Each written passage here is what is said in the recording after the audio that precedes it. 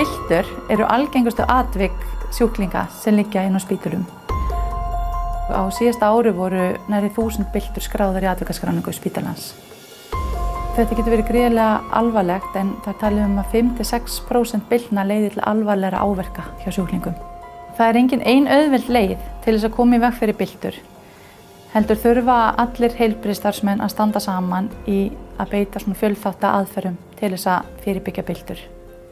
Sjúklingar í byltuhættu, þeir fá sérstaka stamasokka og einnig er gríðarlega mikilvægt að horfa á umhverfi sjúklingsins. Er eitthvað sem hann getur hrasað og eru tiltæk hjálpatæki sem hann þarf að nota, eru þau ínáanleg, næra nauðsynlega í bjöllu til að kalla eftir aðstoð.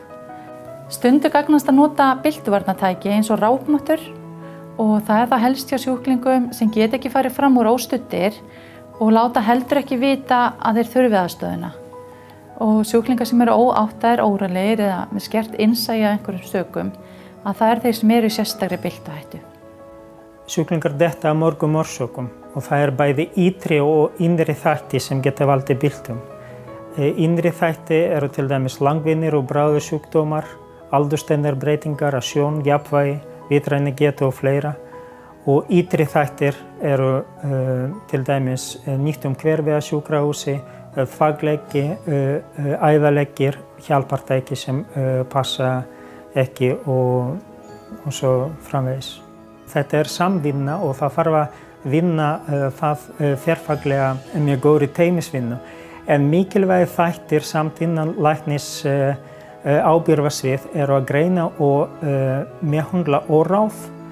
Það er að mæla liggjandi og standandi blóðþrýsting, gera fyrirmæli það og fylgja eftir niðurstöðu, bregðast við blóðþrýstingsfalli.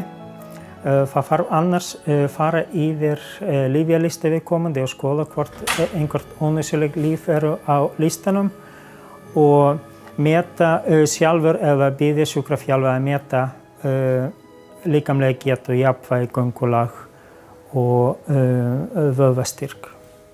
Það nýjasta í byltuvörnum er reglubundið öryggisinnlit þar sem er farið kerfisbundið í gegnum nokkur atriði sem geta aukið öryggi sjúklinga.